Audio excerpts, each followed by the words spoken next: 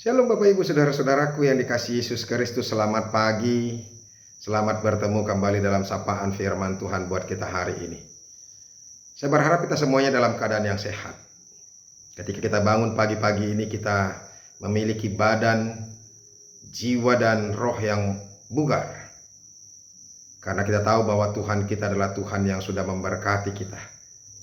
Dari malam yang gelap sampai pagi hari ini Tuhan menyertai kita, memberikan hari yang baru, semangat yang baru, hidup yang baru, dengan harapan yang baru pula, penuh sukacita. Amin. Bapak Ibu Saudara-saudara, firman Tuhan yang menjadi renungan buat kita hari ini di hari Jumat tanggal 11 Maret 2022, yaitu yang terambil dari Yesaya pasal yang ke-56 ayat yang pertama. Tetapi sebelumnya marilah terlebih dulu kita menyerahkan hati dan pikiran kita kepada Tuhan. Kasih karunia dan damai sejahtera dari Allah Bapa dan dari anaknya Tuhan Yesus Kristus, itulah yang menyertai hati dan pikiranmu sekalian. Amin. Bapak Ibu Saudara-saudaraku, Yesaya pasal yang ke-56 ayat yang pertama. Dikatakan demikian. Beginilah firman Tuhan, taatilah hukum dan tegakkanlah keadilan. Sebab sebentar lagi akan datang keselamatan yang daripadaku, dan keadilanku akan dinyatakan. Demikianlah firman Tuhan. Bapak Ibu Saudara-saudaraku, firman Tuhan bagi kita hari ini yang menjadi renungan buat kita adalah bagian dari Yesaya yang ketiga, yaitu dimulai dari pasal yang ke-56 sampai pasal yang ke-66. Itu yang disebut dengan Trito Yesaya. Trito Yesaya artinya disinilah Tuhan akan menggenapi seluruh nubuatan-nubuatan pembebasan, keselamatan, dan mereka boleh kembali ke tempat asal mereka, yaitu tanah Kanaan atau Yerusalem kembali. Bapak Ibu Saudara-saudara, ketika mereka sebelum keluar dari pembuangan, firman Tuhan ini mau mengingatkan mereka. Sebelum keselamatan itu datang kepada mereka, maka Tuhan memintakan kepada mereka untuk menjadi orang yang saleh. Hidup dalam ketaatan akan hukum Tuhan dan bertindak adil dalam kehidupan mereka. Ada dua hal tadi seperti yang dikatakan, taatilah hukum. Artinya Tuhan mau supaya mereka menjadi orang-orang yang mendengarkan apa yang Tuhan katakan. Jangan sampai mereka mengabaikan Tuhan lagi. Jangan sampai mereka tidak mengandalkan Tuhan lagi. Sebab karena itulah mereka jatuh ke dalam pembuangan dan Tuhan menghukum mereka. Karena mereka sembrono, sembarangan, dan tidak percaya, tidak pernah mau mendengarkan Tuhan, dan tidak pernah mau mengandalkan Tuhan dalam kehidupan mereka. Jadi ketika mereka akan dibebaskan, maka ingat, itu yang mau disampaikan oleh Tuhan. Taatilah hukum. Sebab orang yang taat hukum akan diberkati. Orang yang taat hukum pasti akan hidup dengan tenang. Orang yang taat hukum pasti hidup dengan sukacita, gembira, hatinya damai sejahtera. Karena apa? Karena dia akan diberkati. Sebaliknya saudara-saudara, orang yang tidak taat hukum, melanggar hukum, maka hidupnya tidak pernah tenang. Dia akan penuh dengan ketakutan. Dan dia akan pasti merasa tidak nyaman karena hatinya terus tertuduh dengan segala kesalahan demi kesalahan dan kejahatan-kejahatannya. Kapan aku akan terhukum? Itu yang akan menjadi apa? Pemikiran bagi orang-orang yang selalu melanggar hukum. Orang yang mencuri pasti hidupnya penuh dengan ketakutan. Jangan-jangan ada orang yang tahu. Jangan-jangan polisi sudah mengetahui apa yang aku lakukan. Maka aku akan ditangkap dan dihukum nantinya. Tidak akan tenang. Nah, Bapak Ibu Saudara-saudara, apakah yang dimaksud Tuhan dengan taatilah hukum? Salah satu ketaatan daripada orang yang melakukan hukum Tuhan, yaitu dengan memelihara hari Sabat dan tidak menajiskannya.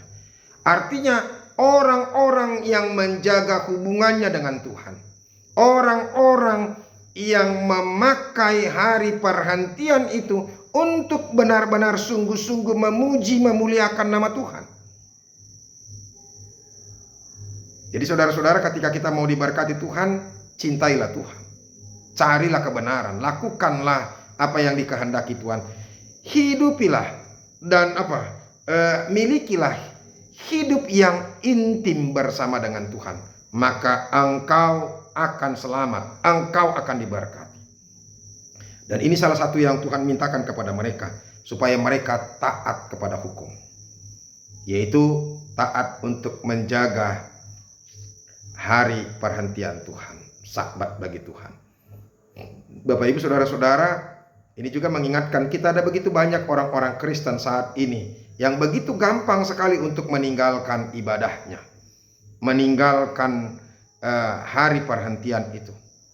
Seharusnya Tuhan memberikan hari perhentian supaya kita bisa berhubungan dengan Tuhan. Kita boleh bercengkrama, kita memiliki waktu yang penuh satu hari itu untuk memiliki hubungan yang intim bersama dengan Tuhan.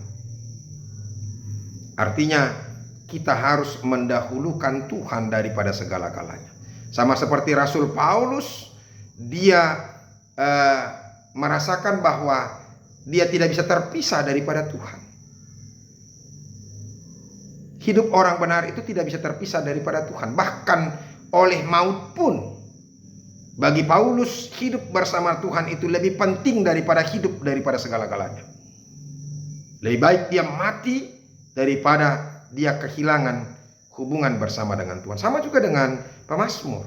Buat pemazmur, satu hal yang kuingini, bila aku boleh boleh diam di dalam rumahnya, baitmu sepanjang umur hidupku. Luar biasa bukan?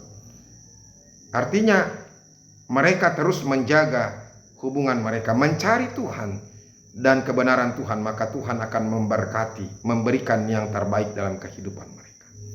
Bapak Ibu saudara-saudara, carilah Tuhan lebih dulu. Utamakan Tuhan, maka Tuhan akan memberikan yang terbaik dalam hidup kita. Tinggalkan semuanya. Bila perlu, ketika ada sesuatu pekerjaan yang membuat kita jauh daripada Tuhan, tinggalkan pekerjaan itu. Katakan kepada Tuhan, Tuhan, aku tidak mau terpisah daripadamu. Lebih baik aku tidak memiliki apapun. Dan aku yakin Tuhan, Engkau akan memberikan pekerjaan yang lebih baik dari itu. Itu harus menjadi satu keyakinan dan langkah iman buat kita. Ketika kita mengimani Tuhan lebih dulu, lebih penting, maka Tuhan juga akan mendahulukan kita. Amin. Makanya saudara-saudara, biarlah kita memiliki hubungan yang intim bersama dengan Tuhan. Yang kedua saudara-saudara, tegakkanlah keadilan. Jadi berlakulah adil, jangan curang, jangan sombong, jangan angku. Hormatilah hak-hak orang miskin dan janda-janda. Kita harus benar-benar memperhatikan mereka. Itu. Jadi jangan korupsi, jangan melakukan kejahatan, ya, melakukan kecurangan, apalagi tidak menghormati orang-orang hanya karena karena dia tidak memiliki harta. Ingat, harta benda kita itu semuanya adalah dari Tuhan. Harus kita sadari saudara-saudara, kita datang, itu yang pernyataan oleh Ayub itu, ya. Aku datang dengan telanjang dan aku juga pulang dengan telanjang. Tuhan yang memberi, Tuhan yang mengambil. Terpujilah nama Tuhan. Buat Ayub, segala sesuatunya itu dari Tuhan. Jadi ketika Tuhan mengambilnya, dia tidak pernah merasa kehilangan. Nothing to lose. Karena dia tahu bahwa Tuhanlah yang memberi. Itu semuanya titipan Tuhan. Oleh karena itu saudara-saudara, bagaimana supaya kita diberikan keselamatan seperti yang dikatakan oleh firman Tuhan ini, ya, sebab sebentar lagi akan datang keselamatan yang daripadaku dan keadilanku akan dinyatakan. Artinya mereka akan dibebaskan, mereka akan lepas dari hukuman, dari tawanan, dan mereka menjadi bangsa yang berdaulat, hidup di tanah air mereka sendiri. Demikian juga dengan kita. Tuhan juga akan memberkati kita, membebaskan kita dari setiap pergumulan kita. Ketika kita taat mendahulukan Tuhan, mencintai Tuhan, dan berlaku adil. Tuhan Yesus memberkati. Terima kasih Tuhan untuk firman-Mu, berkatilah itu. Jadikan kami menjadi orang yang menaati Tuhan, menghormati Tuhan, mencintai Tuhan, dan berlaku adil, tidak sombong, tidak angkuh, menghormati orang-orang miskin dan juga para janda. Terima kasih Yesus. Amin. Bapak Ibu Saudara-saudara yang sudah dengarkan firman Tuhan, tetaplah setia kepada Tuhan. Jangan mau dipisahkan dari Tuhan. Jangan tinggalkan Tuhan. Maka engkau akan diberkati. Sampai ketemu besok. Tuhan Yesus memberkati. Salam.